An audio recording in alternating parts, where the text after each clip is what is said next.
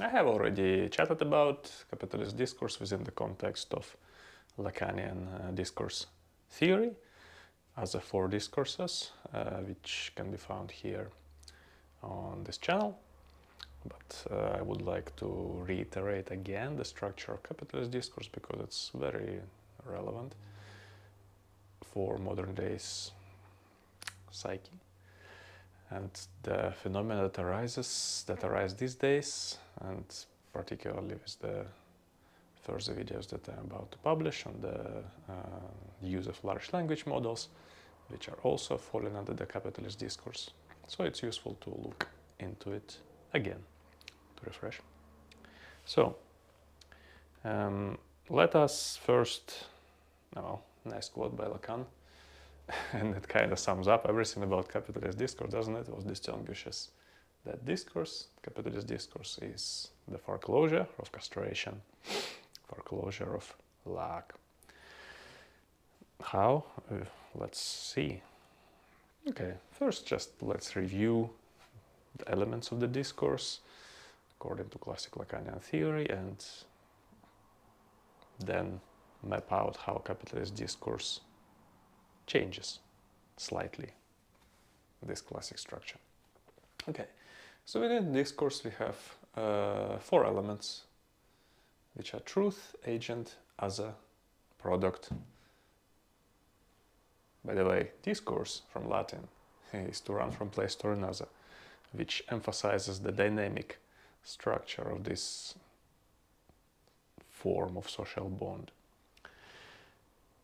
For Lacan, discourse is formalized as a set of positions. So you run from position to position. Hence the elements within the discourse: divided subject, master signifier, knowledge, object A, the jouissance, change places in this structure. So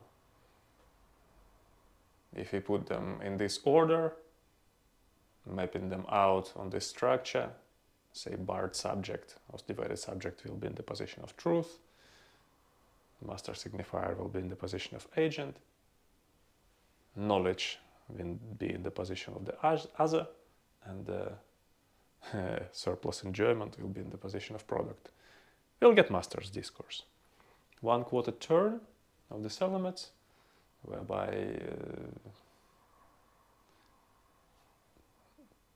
anyway, we'll look into it. Each quoted turn will give us another discourse. And this does not work for capitalist discourse. Something else takes place. But anyway, within the classic discourse structure, the agent addresses the other. This is the basis for communication, or miscommunication, as Lacan would have it. Because every time agent addresses the other hasn't quite received the message, or the message is corrupted due to that other's unconscious filters and the unconscious repressed truth of the agent affecting the other, hence the arrow here. So the message has already within it embedded impurities, so to speak, undertones. Plus agent doesn't quite, the language is not the most accurate tool for communication, so to speak, because a word doesn't capture a thing, and so forth. The other also has their own filters installed, their own repressed, which affects what has been understood, etc. So this junction of impossibility characterizes that relationship between the interlocutors as non-rapport. Hence there is no arrow back to the agent from the other. There is no quite connection happening. Okay. Nevertheless, this interaction produces something as a result, and every time this something is different. So in the case of master's discourse, what it produces is more jouissance, more surplus enjoyment, corporeal tension, which disrupts the continuity of the ego and introduces more pressure more libidinal surge, more discontent, so to speak. Absence of the arrow between truth and product signifies that this result of communication does not reveal or pay any tribute or give any justice to underlying truth of the agent and their address. This marks the disjunction of impotence. The speech uttered does not quite capture a thing. So that's basic discourse structure. A bit more nuanced structure of the discourse is that we replace agent with semblance or assemblant. We replace the other with jouissance, and the product is surplus, jouissance. Well, let's look into it. Semblance, why? Because one takes up a role in order to communicate to the other. And depending on that other, that role differs. We all play a social game of chameleon faces. That makes sense. You don't talk in the same way to a friend and to an official representative of authority or whatever. One takes up a semblance, some kind of persona. Okay. What one addresses in the other is that disruptive dimension of otherness, different from me, you know. And in the same way, one addresses the dimension of otherness within oneself, because that very same otherness is within the unconscious. Unconscious is the discourse of the other. So when one tries to explain oneself or analyze oneself or make, process some stuff within oneself, that's the same. One addresses the otherness within oneself. This otherness, this jouissance there, makes an appeal to be enveloped by semblance. Or Lacan would say, to be treated by signifiers. This is what we have. The symbolic colonizes the quota of the real. The impetus of that drive pressure is being, or attempted, to be put into words, as awkwardly as it may do it. However, when this is done, there's a famous metaphor of a bottleneck. Like the more you go deep into the bottle, the more the space increases. So the more you verbalize it, the jouissance, the more unarticulated beyond it produces, the further horizon of emptiness.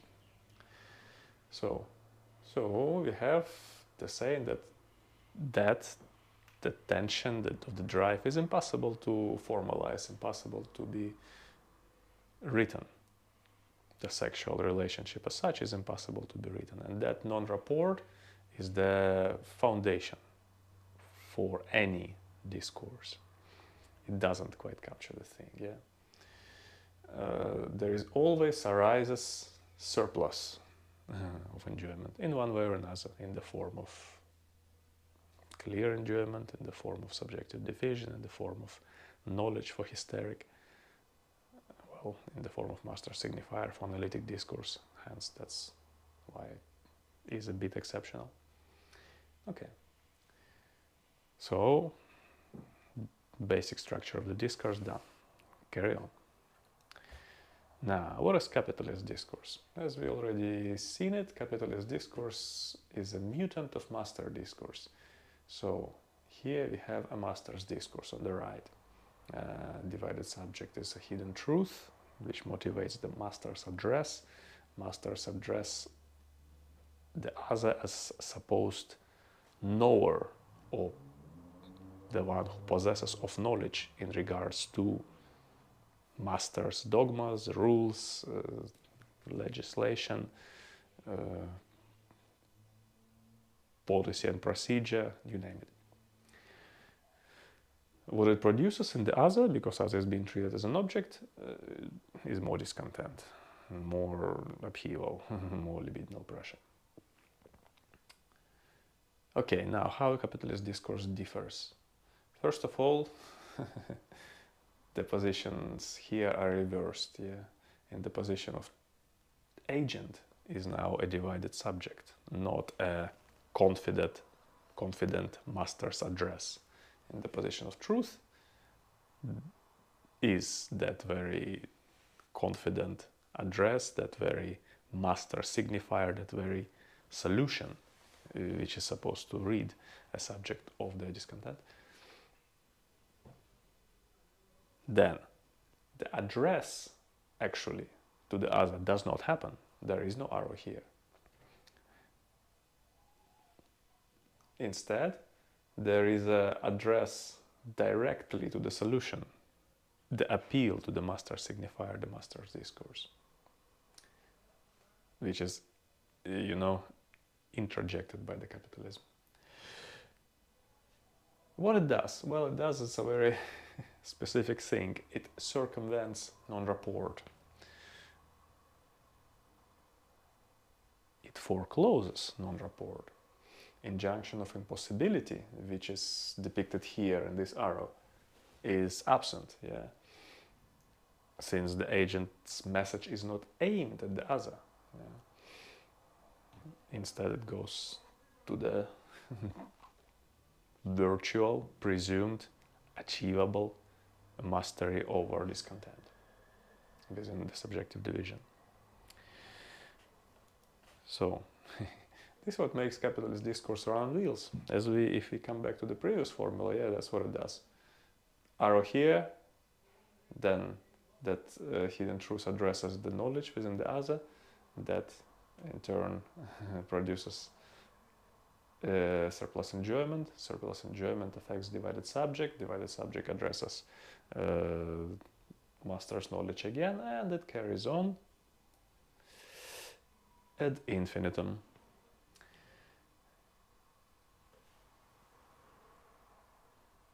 Second consequence of foreclosure of lack is that surplus enjoyment directly influences the subject. The distance is lost. Here, surplus enjoyment could not influence the subject because subjective truth is repressed. Here, it directly influences the divided subject. Yeah. Corporeal tensions directly disturbs the subject. And it's not symbolized anymore, because symbolization of the truth is only possible if you address the other. If you approach somebody and ask or share your, your discontent, your division, your lack, your pain, your inadequacy, whatever it is. Within capitalist discourse is not done. The other is not addressed. Hence, that excess enjoyment builds up and directly disturbs the subject. Which is why we say that psychoanalytic theory attributes to capitalist discourse, well, I would say two characteristics. One is a generalized perversion, and two is ordinary psychosis. Because in both cases, lack is foreclosed, as we know from the study of subjective structure within so-called fusion type subjectivities, psychotic, perverted, autistic, lack circumvented, foreclosed.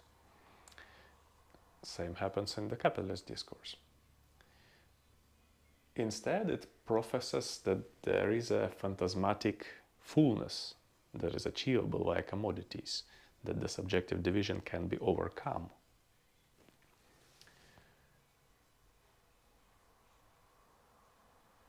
Problem with the capitalist discourse is, of course, that, it's a form of delusion, doesn't it? And another problem is that it is a very convenient form of delusion. It runs on wheels, it just rotates. There are no gaps within capitalist discourse. Say, if you take master's discourse, the gap arises when the subjective discontent is arrived at, either as a form of product or as a form of hidden truth. The discourse stumbles. The hysteric addresses master for answers. Within capitalist discourse, it does not happen. It just is streamlined for a subject to access commodities, symbolized here by the master signifier, of solutions, and then address science for more knowledge, and of course it never actually fulfills the subject. Hence, more corporeal tension. Corporeal tension engulfs the subject. It again repeats the loop, and it goes and goes and goes and goes. It works, it functions, it runs. Okay. Another set of differences between master's discourse and the capitalist discourse. Within master's discourse, as we know, that master signifier, that imperative, is taken seriously. Within capitalist discourse, it is subjective division that is taken seriously, which makes it similar to the discourse of the hysteric. However, hysteric at least looks for answers for it, but in the other. But capitalist discourse presupposes that answers are to be looked for in the market, and that those answers can rid a subject of this permanent crisis of subjective division, of subjective discontent.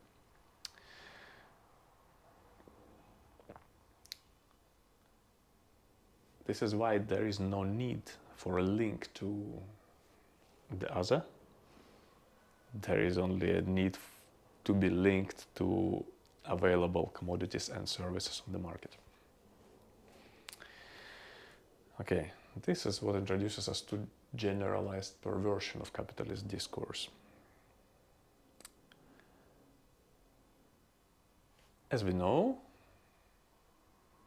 perverted subjectivity as a structure is characterized by the fact that a subject, a perverted subject, puts themselves in the position of an object cause of enjoyment of the other. They are the answer, this enigmatic, anxiety-provoking, this disturbing gaze of a pervert which kind of knows what you lack, and they incarnate the solution for your lack. In the same way, capitalist commodities incarnate in a perverted fashion fulfillment for subjective division, and in particular fulfillment for neurotic fantasy of completion. Because neurotics are aware of lack, but they still fantasize absence of lack. Capitalist discourse provides. Since the social bond is destroyed, so to speak, the other no longer needs to be addressed. That's why the market is full of these impersonated sellers, the agents of capitalism, which are not going to listen to you, not going to listen to your lack, your pain, your difficulty, your inadequacy, but are simply functioning as providers of solutions, of those fetishized commodities, services, etc.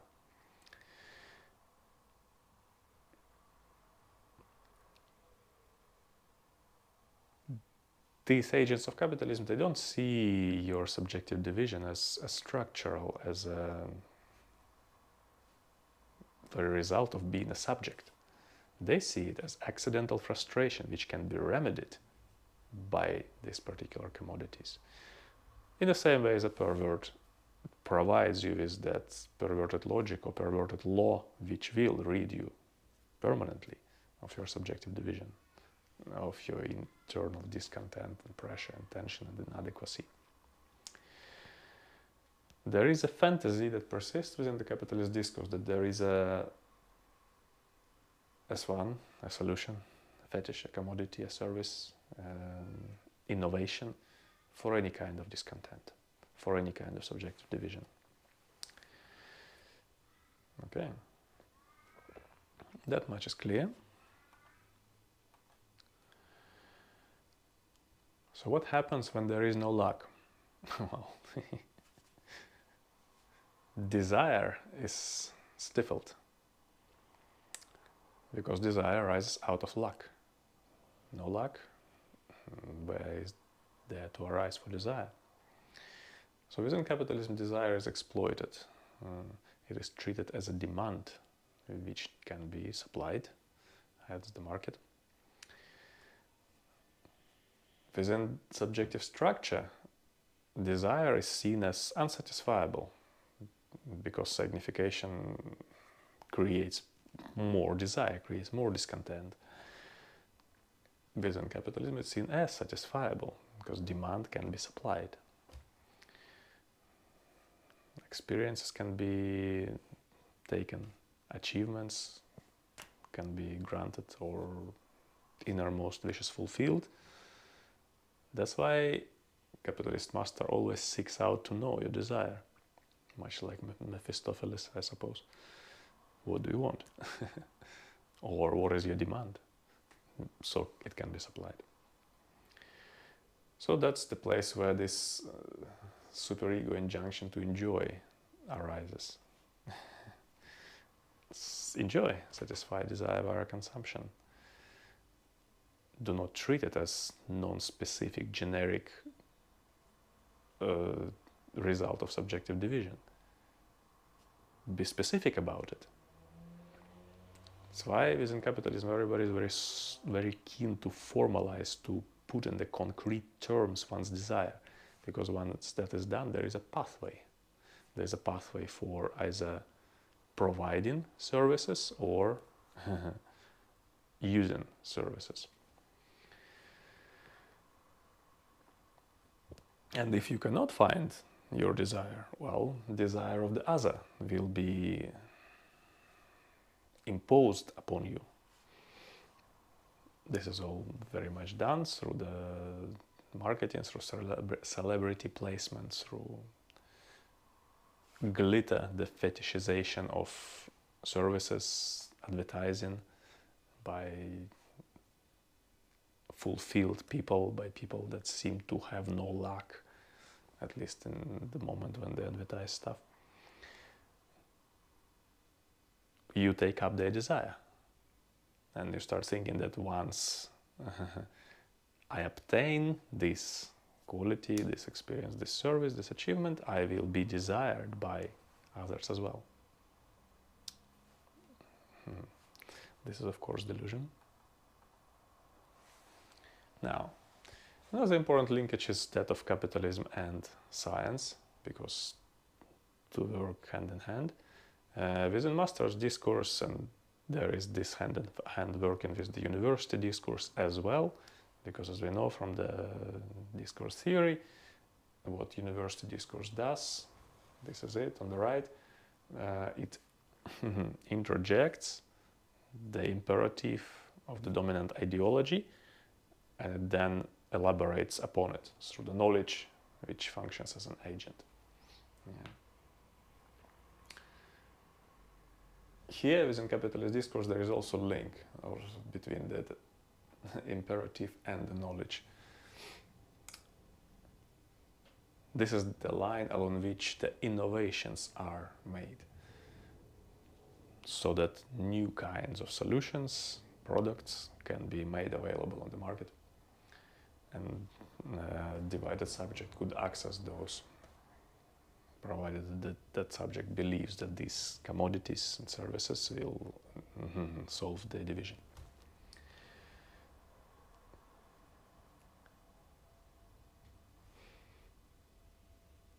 Important difference that within capitalism the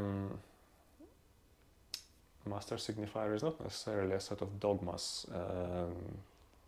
as assumed by the university. It is something else. It's flexible, it changes. It is being innovated. It is being constantly reproduced in the infinity loop of discourse. We say that the master signifier here has no effect on surplus enjoyment whatsoever. Why? Well, because capitalist discourse is the new ideology. It professes imperatives for innovation, production, enjoyment. All those imperatives govern scientific enterprise. How do you get grants? How do you get recognition? Well, you provide new solutions, don't you? You plug the hole of lack. We want to not see lack. We want to be able to, get constant gratification. A subject also is not affected by knowledge at all, unlike hysteric, which we look at in a moment. A subject is dispossessed of knowledge. Knowledge goes elsewhere. Knowledge produces solutions, but the subject does not partake in this knowledge. So under capitalism, everyone is proletarian.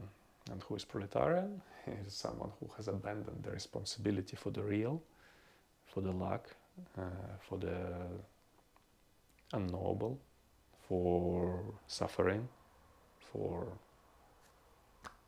structural absence of fulfillment, ultimately, and became dispossessed of the answer that provides this structural knowledge, understanding of phenomena. As I already mentioned, it's different from hysterics discourse. This is a hysterics discourse where divided subject is also in the position of agent. A subject is not influenced by knowledge as a product. Here, see, in hysteric, knowledge is a product. It influences the subject. So the hysteric constantly pushes forward the horizons of knowledge, essentially about jouissance, the unconscious knowledge. But at least hysteric is possessing that knowledge. Hysteric takes responsibility for the real, so to speak, at least in the hysterical way. Even though whenever they are faced with lack, they act out and do not want to have anything to do with it, and carry on addressing the master in the position of the other for more knowledge. But at least they're interacting with the other. Here there is no interaction whatsoever. The process of elaboration of object A is short-circuited. Instead,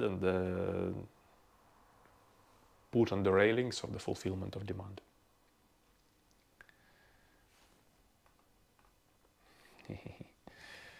Okay, of course, the main mechanism of making objects and acts, experiences desirable or wished for is a fetishization. How it happens? What not very different to Marxist idea. Desired object is acquired at the exchange value at the market, which immediately reduces it to use value. As soon as the object or experience is consumed, its glitter, its sublime dimension, the fetishized dimension is gone. What one faces is ordinariness and emptiness. Then this acquired commodity just enters the exchange network with other signifiers and becomes just another S2, another token in the distribution of tokens. That's when subject faces this crisis of rediscovery of discontent, the rediscovery of the surplus enjoyment, the rediscovery of corporeal tension. So the answer for that is, of course, more consumption, more search for fulfillment. The problem with that is that subject burns out. It has no restraint. It continuously, after something, after the next thing, one thing is consumed, go after the next thing. One milestone is achieved, go after the next one. This is all a result of foreclosure, of lack, foreclosure, of disjunction, of impossibility. It also illustrates how fusion-type subjectivities are, within capitalist discourse, are like a fish in the water. Because they function according to the same structure. But that's another story. So So let's look at specific symptoms of burnout under capitalism. It's well, Lacan noticed it long ago, like more than half a century ago, that this is what characterizes contemporary clinic, this particular kind of burnout. What are the complaints, what are the symptoms that the subject comes to a practitioner with? Well, they are anxious, they're panicky, they have various addictions. If it's not addiction to substances, it's addiction to scrolling, consumption of media, doesn't it? They are on a constant borderline.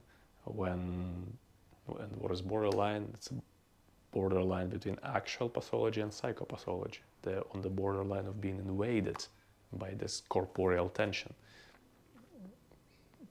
which is produced as a product of capitalist discourse. The symptoms are not a result of some kind of disorder, they are a result of rotating in the discourse of capitalism, being invaded by surplus enjoyment, being dispossessed of the knowledge of luck. When somebody is dispossessed of the knowledge of luck, they don't have anymore those breaks, those structural gaps, which are present in every other discourse, by the way. So they burn out. They literally burn out. Like they burn out their essence, their energy, yin and qi. They face adrenal burnout, adrenal fatigue, weakness, lack of energy, apathy, depression, or big stuff these days, doesn't it? Where does it come from? From a rat race. Rat race is a symptom of capitalism. So what's the answer? At least according to Lacan. Analytic discourse, or discourse of the analyst, based on detachment and refusal of jouissance. This is the formula of the analytic discourse, isn't it? In the position of the agent is precisely that very jouissance, or the cause of desire, the ineffable, whatever, ambiguous, inexplicable, but very potent desirousness, devoid of repetition, just the very desirousness without an object. The desirousness acknowledges the subjective division in the other, which enables the other to produce their own imperative, their own master signifier, without needing to reach for master signifiers in the market. Knowledge within analytic discourse is consciously put aside by the analyst. And of course, analytic discourse illustrates that very age-old social bond that exists between humans. They don't have to be a therapist and a client, they don't have to be analyst and analysand. They can be random people, they can be friends, they can be family members, and one person goes to another and addresses them with their discontent. And what the other person does, who is being addressed, they assume that position of desirousness, which is not giving you solutions, giving you commodities to purchase, giving you imperatives, how you should be, how you should behave. It just listens to the discontent first. It just listens. It doesn't do anything, doesn't talk you out of it, doesn't provide you with treatments, it just listens. It perhaps punctuates, it asks questions, clarifies, perhaps it offers some kind of interpretation, but interpretation is not a solution. Interpretation is that which points you. So, more specifically speaking, in analytic terms, say, analyst or that very person who is being interlocuted incarnates the abject side of the cause of desire, that which is rejected by the subject, their pain, their inadequacy. Yeah. So that agent, the analyst, calls upon the lack within the subject, bears witness to subjective division. Yeah.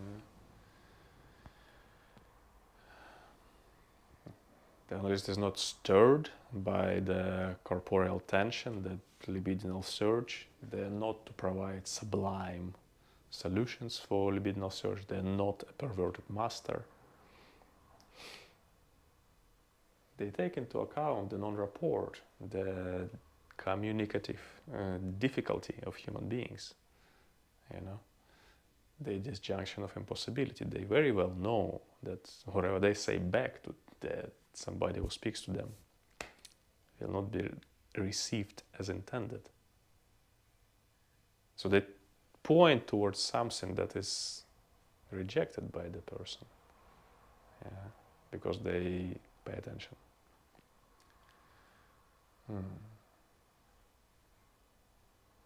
So that which has been rejected, the area of lack, the inadequacy, the area from which, if it's foreclosed, surplus jouissance emanates. That is the area which they point to for a subject, so that subject themselves can develop a symptom, a solution for their discontent. So, as opposed to capitalist discourse, where assumption is that subjective division is something accidental, something corrigible, something that can be fixed with commodities, analytic discourse creates a platform where subjective division can be borne witness to, as something that is inherent to human condition.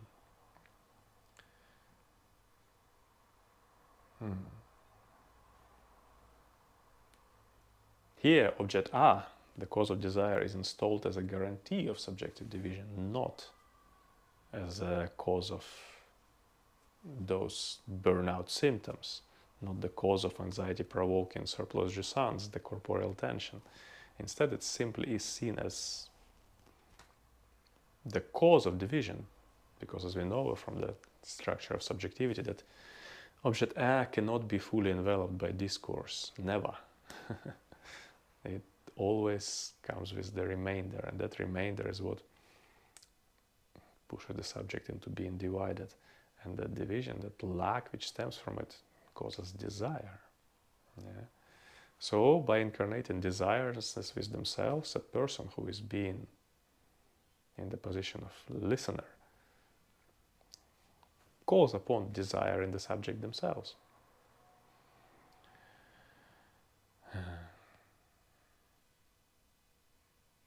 Sometimes an analyst would question a subject as to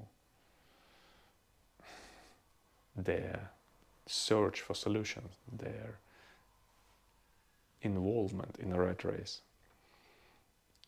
So that non-rapport, inability of the solutions, fetishized commodities, to provide the answer for discontent could be evident for a subject, so that they could actually face lack and develop endurance in the real.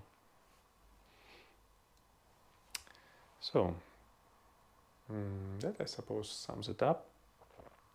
Here you can read Lacan's quote as I carry on rambling. Why is it very important these days? Well, even if you look, say, at the sphere of psychological help, in this way or another, psychotherapy, psychology, whatever, if it is oriented by providing solutions, it operates within capitalist discourse. If it gives you a model how to behave, how to treat your mind, how to work with your psyche, it gives you a set of master signifiers, set of solutions. It treats you as an object. It doesn't bear witness to your subjective division, doesn't hear you, and oftentimes it does hear you, but it doesn't allow you to come up with your own solution, with your own master signifier, with your own symptom, the media for dealing with discontent. Such modalities are to be avoided, better off, because if you follow all the instructions or prescriptions, you still end up dissatisfied, still end up having done all this work, feeling burnout, being burnout, because you haven't really stayed long enough with the fact of lack. That brings me to the issue that temporal nature of therapies is in itself inadequate. Actual time frame that you need to attend to, well, say, truth at the level of the unconscious, the truth of lack, the real of fragmentation, the real of impotence of language, real of inadequacy of existence of life solutions, the real of samsara, if you would like to use Buddhist jargon. It takes a while. You have to spend time with it, you have to bear witness to it. But the problem this day and age is that you are not allowed to bear witness. You are constantly fed through devices, through advertising, through the billboards, through the discourse in the media, with solutions which actually make you feel inadequate, if you feel inadequate. Make you feel like you should be doing something about your problems, because otherwise you're not accepted in the social bond of capitalism. And why would you want to be accepted in the social bond anyway, if it leads to your burnout and exasperation and loss of your vitality? You would rather bear witness to lack, to subjective division, to inadequacy, to the fact that it is structurally inevitable. Perhaps you'd be interested in developing knowledge in regards to subjective structure, in regards to lack, so you know for yourself. This requires some kind of, abstinence, some kind of refusal to participate, refusal from consumption, refusal of jouissance, refusal from being involved in a rat race. And that takes grit, willpower, and I suppose nobility, a sense of knowing your truth.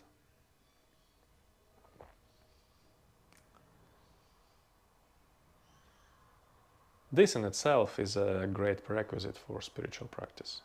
In fact, in many traditions, spiritual practice is hinged on that, on patience, on endurance, of not latching after sensual pleasures, as they would have it in Buddhism, or other gratifications, so that you may, forget about dukkha, about existential pain, about the fall, as they would have it in Christian terms. So you can get distracted. And if you look at the figure of Mara, within Buddhist jargon, is precisely the Lord of Destruction, the Lord of Confusion, the trickster who wants to lead you into sensual realm of gratification, who wants you to run like a hamster in a wheel, in that wheel of capitalist discourse of consumption, dissatisfaction and repetition of that, so that you feed your energy into the loop. As a result, you have no energy to practice, no energy to realize something deeper, something more profound, something sublime, pertaining to the spirit. How can you? You're too busy surviving. So you need to learn to step out and rest. Endurance, leads to acceptance, leads to rest.